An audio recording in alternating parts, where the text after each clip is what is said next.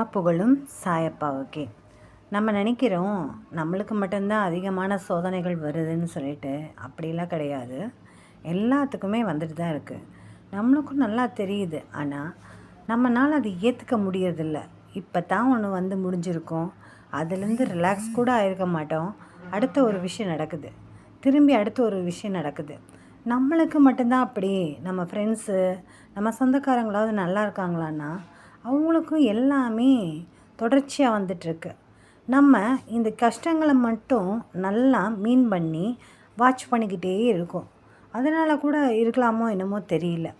ஆனால் என்னென்னா, ஒரு விஷயம் தொடர்ந்து வருதுன்னா கடவுள் உங்கள் கூடவே தாங்க இருக்காருன்னு அர்த்தம். நீங்கள் எங்கேயுமே போக வேண்டாம். பிரார்த்தனை செய்கிறதுக்கு சாமிக்கிட்ட வேண்டுதல் வச்சுக்கிறேன்னு கூட வைக்க வேண்டாம். ஏன்னா நாம் எல்லாரும் அவரோட குழந்த. அவர் நம்ம கூடவே இருந்து தாங்க வழிகாட்டுவார். பெரிய விபத்துக்குள்ளாகிறதெல்லாம் சின்னதாக காமிச்சிட்டு போயிடுவார். எல்லாமே உண்மையான ஒரு விஷயம் நம்மளால் ஏற்றுக்க தாங்க முடியறதில்ல. ஏன்னா நம்ம கஷ்டங்கள்னால் ரொம்ப கஷ்டப்படுறோம். அந்த கஷ்டத்தை அனுபவிக்க, அதை உள் வாங்கிக்க ரொம்ப கஷ்டப்படுறோம்.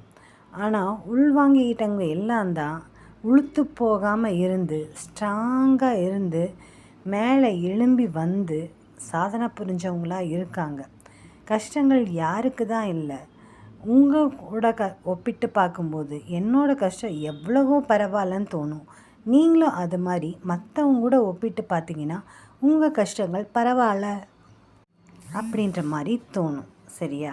அதனால் என்னென்னா, நம்ம எல்லாருக்கும் வர்றதை நம்ம ஏற்றுக்கலாம், மனப்பூர்வமாக ஏற்றுக்கலாம். நம்மளால் ஏற்றுக்க முடியல, எல்லாரும் நல்லா இருக்காங்க, நம்மளுக்கு மட்டும் ஏன் இப்படி வந்துகிட்டே இருக்குன்னா, வர்றதை என்ன செய்ய முடியும்? வேண்டான்னு பிடிச்சி தள்ள முடியுமா? இல்லை வேண்டான்னு சொல்லிவிட்டு நம்ம அதை விட்டுட்டு ஓடத்தான் முடியுமா? எதுவுமே முடியாது. அதை அனுபவிச்சதே ஆகணும்.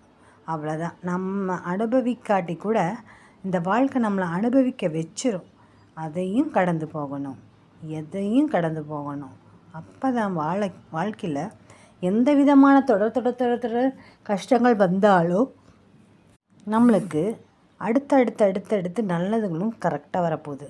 தொடர்ச்சியாக வந்துச்சுன்னா தொடர்ச்சியாக நல்லது ஒரு விஷயம் நடக்க போகுதுன்னு அர்த்தம்.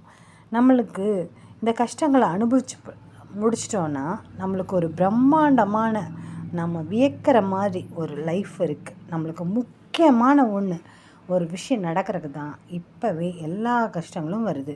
அது தடைகளாக வருது. அந்த தடைகளை எல்லாம் அனுபவிச்சிட்டோம்னா நம்ம ஒரு வெற்றிகரமான நமக்கு பிடிச்ச ஒரு விஷயம் வாழ்க்கையில் நடந்துடும். அதுக்கு உண்டான விஷயந்தான் அது. ரெண்டாவது, நம்ம செய்யக்கூடிய செயல்களில் சில விஷயங்கள் நம்ம அசால்ட்டாக இருந்தால் கூட இந்த தொடர் வினைகளுக்கு உண்டான அந்த ஒரு நிகழ்வு நடந்திருக்கிறதுக்கு காரணமாக அமைஞ்சிருக்கலாம். நம்மளுடைய அலட்சிய போக்காக இருக்கலாம், அசால்ட்டாக இருக்கலாம், கவனமின்மைன்னு சொல்லலாம். இப்படி எப்படி வேணாலும் வச்சுக்கலாம். இந்த மாதிரி விஷயங்களில் நம்ம அலட்சிய போக்காக இருந்ததுனால தான் நாம் பாதிப்புக்குள்ளாகிற மாதிரி பல விஷயங்கள் நம்மளை தேடி வருது. ஒவ்வொரு விஷயத்தையும் செயல்படுத்தும் போது ரொம்ப ரொம்ப ரொம்ப ரொம்ப ரொம்ப கவனமாக இருக்கணும். அதனால் நாம் மட்டும் இல்லாமல் நம்ம குடும்பமே பாதிக்காதவன்னா நம்மளை காத்துக்கிறதுக்கு அவங்களுக்கு பயிற்சி நம்ம கொடுக்கணும்.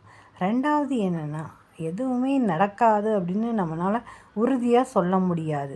எது வேணாலும் எப்போ வேணாலும் நடக்கலாம். அதையெல்லாம் ஏற்றுக்கக்கூடிய மனப்பக்குவத்தை மட்டும் நம்ம ரெடி பண்ணி வச்சுக்கிட்டோன்னா வாழ்க்கையில் நம்மளுக்கு இன்னல்கள்னே இருக்காது. இருக்குது, போகுது, வருது, அவ்வளோதான். ஆனால் இந்த மனசை அப்படி ரெடி பண்ண முடியாதே, அதுதானே பெரிய விஷயமா இருக்குது. நாங்கள்லாம் ஒன்றுக்குள்ளே ஒன்று, அவன் உயிர் போனால் என் உயிர் போயிடும், என் உயிர் போனால் அவன் உயிர் போயிடும் அப்படின்ற பலவித எண்ணங்கள் மனசுக்குள்ளே வளர்ந்துட்டே வரும். அதனால் என்றைக்குமே மனசை தளர விடாமல் நம்ம பாட்டுக்கு நம்ம வேலைகளை விடாமுயற்சியோடு செய்யணும். அந்த வேலையை செய்ய விடாமல் கூட தடுக்கிறதுக்கு 1000 இடர்பாடுகள் வரலாம். எதுலேயும் துவண்டு போயிடக்கூடாது, சோர்ந்து போயிடக்கூடாது, துக்கப்படக்கூடாது, துயரப்படக்கூடாது. நம்ம கொஞ்சம் தைரியமாக இருந்து அதை சக்ஸஸ் ஆக்கிட்டோன்னா அப்புறம் வரக்கூடிய எல்லா விஷயங்களும் சக்ஸஸாக மாறிடும். அதில் நம்மளுக்கு எந்த ஒரு ஆட்சேபனையுமே இல்லை. அதனால் நீங்கள் எல்லாரும் என்ன தொடர் கஷ்டங்கள் வந்தாலும் இனி தொடர் நல்ல விஷயங்கள் நம்ம வாழ்க்கையில் நடக்கப் போகுது அப்படின்றத ஒட்டுமொத்தமாக நீங்கள் நம்பி காரியத்தில்